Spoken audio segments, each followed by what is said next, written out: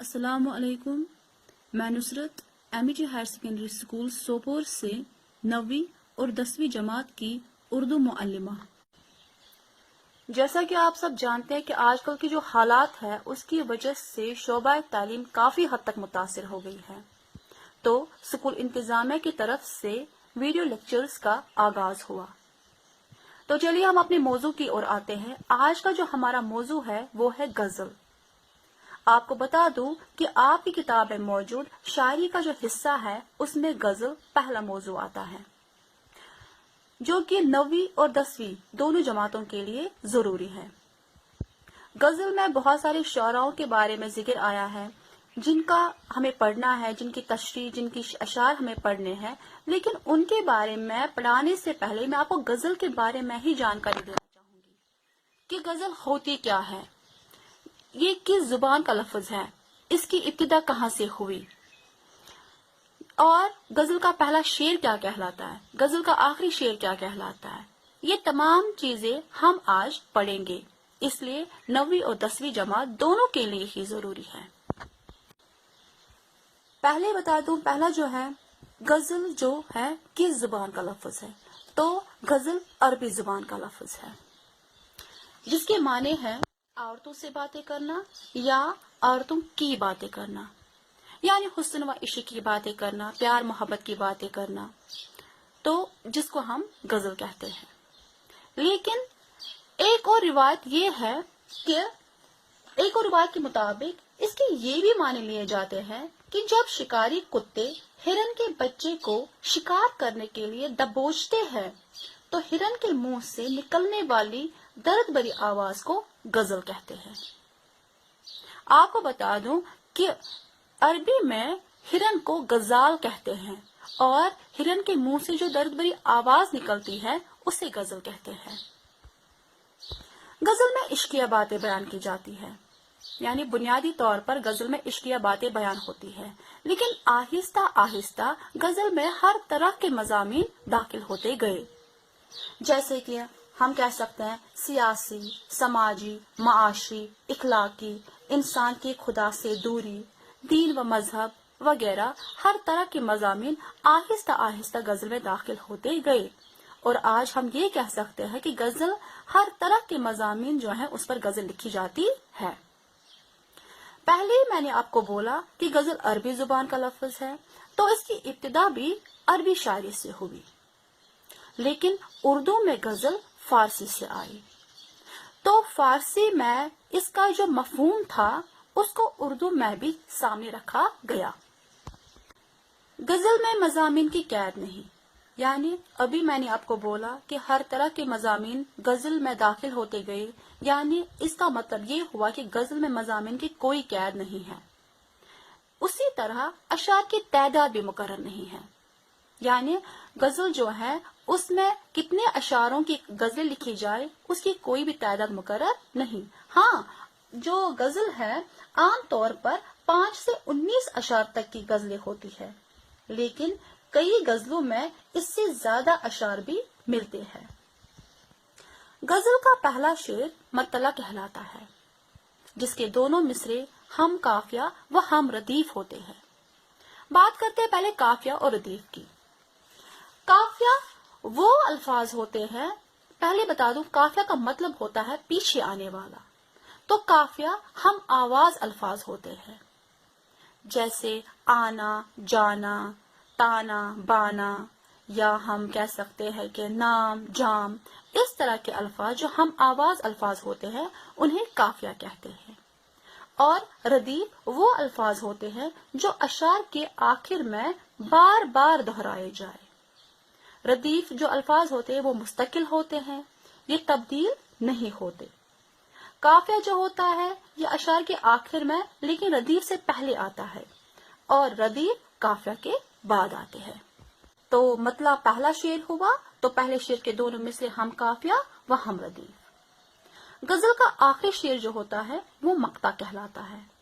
यहाँ पर शायर अपना तखल्लुस इस्तेमाल करता है, यानी गजल का आखिरी शेर जिसमें शायर ने अपना तखल्लुस इस्तेमाल किया वो मक्ता कहलाता है। सबसे अच्छा शेर जो होता है गजल का वो बैतुल गजल یا شہ بیت کہلاتا ہے۔ سب سے اچھا شعر غزل کا بیت الغزل یا شہ بیت۔ ایک اور بات کہ وہ بحر اور ردیف جس کے لحاظ سے غزل کہی جاتی ہے غزل کی زمین کہلائی جاتی ہے۔ بحر یعنی کہ وہ شعر یعنی کہ یا ہم کہہ سکتے کہ وہ مصرع جو ایک ہی لائن میں یا ایک ہی آواز میں کہی جائے، جس کی لائن جس کی آواز ایک ہی ہو، اسے بحر کہتے ہیں۔ اور ردیف تو میں نے ابھی آپ کو بولا کہ ردیف کیا ہوتا ہے، وہ یہ ہم کہہ سکتے ہیں اشعار جو آخر میں بار بار دہرائے جائے۔ تو بحر اور ردیف کے لحاظ سے جب غزل کہی جاتی ہے تو وہ غزل کی زمین کہلائی جاتی ہے۔ غزل جو ہے اس کا ہر شعر ایک دوسرے سے جدا گانا ہوتا ہے، یعنی ہر شعر کا معنی، ہر شعر کا مفہوم جو ہے وہ الگ ہوتا ہے۔ لیکن جو غزل ایک ہی موضوع پر کہی جائے یا لکھی جائے اسے غزل مسلسل کہتے ہیں۔ جس غزل کا موضوع ایک ہو وہ غزل مسلسل کہلائی جاتی ہے۔ اردو میں غزل گوئی کا آغاز دکن سے ہوا یا دکن میں ہوا، جو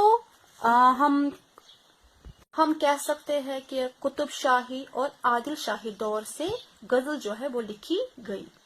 لیکن غزل جو ہے وہ باضابطہ طور پر پہلے باضابطہ طور پر جو غزل گو تھے وہ ولی دکنی تھے، جن کا پورا نام شاہ محمد ولی اللہ تھا۔ شاہ محمد ولی اللہ ولی دکنی پہلے باضابطہ غزل گو ہے۔ غزل کی ایک اور اہم خاصیت یہ ہے کہ کم سے کم الفاظ میں زیادہ سے زیادہ مفہوم ادا کرنا، یعنی الفاظ تو کم ہوتے ہیں، تشریح شعر ہوتا ہے، کم الفاظ ہوتے ہیں، لیکن وہ اپنے اندر بہت کچھ معنی جو ہیں، بہت کچھ مفہوم جو ہیں وہ رکھتا ہے، جس کا مفہوم بہت زیادہ ہو لیکن الفاظ کم ہو۔ یہ غزل کی خاص اہمیت یا خاصیت ہم کہہ سکتے ہیں وہ ہے۔ غزل کے اہم کردار جو ہے وہ ہے عاشق، معشوق، رقیب، رازداں، ناسا وغیرہ۔ یہ غزل کے اہم کردار ہیں جن کا ذکر غزل میں مختلف طریقوں سے ہوتا ہے۔ غزل میں جو بلند پایا شعراء تھے یا ہم کہہ سکتے ہیں شاعری میں جو بلند پایا شعراء تھے، ان کی بات کریں تو شمالی ہندوستان کے جو شعراء تھے فائز، حاتم اور ناجی نے صنف غزل کے آغاز و ارتقاء میں نمایاں کردار ادا کیے۔ شمالی ہندوستان کی بات کر رہی ہوں کہ فائز، حاتم اور ناجی نے صنف غزل کے آغاز و ارتقاء میں نمایاں کردار ادا کیے۔ غزل کے اہم ترین شاعروں کی بات کریں تو غزل کے اہم ترین شعراء جو تھے میر تقی میر، آتش، مومن، میر درد اور غالب اردو غزل کے اہم ترین شاعر شمار ہوتے ہیں۔ دور جدید کی بات کریں تو دور جدید میں جو شعراء تھے وہ تھے اقبال، فراق، فیض اور ناصر کاظمی وغیرہ، جن کا نام سر فہرست ہے، جن کا نام بلند پائے پر ہے دور جدید میں، وہ اقبال، فراق، فیض اور ناصر کاظمی وغیرہ۔ جہاں تک جموں و کشمیر کے شاعراؤں کی بات ہے تو ان میں رسا جاویدانی، شہزور کشمیری، تنہا انصاری، میر غلام رسول نازکی، شوریدہ کشمیری وغیرہ ان کا نام بلند پایا پر آتا ہے۔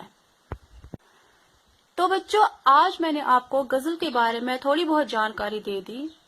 جو اگلی ویڈیوز ہوں گی وہ میں علیحدہ کر کے یعنی 9ویں جماعت کی الگ سے اور 10ویں کی الگ سے بنا کر آپ تک پہنچا دی جائیں گی۔ تو تب تک کے لیے اللہ تعالی ہم سب کو اپنی حفاظت میں رکھے، اور یہ جو وبائی صورت ہے اللہ تعالی اس کو فوراً دور کرے اور ہمیں ایک صحت یاب زندگی عطا کرے۔ آمین۔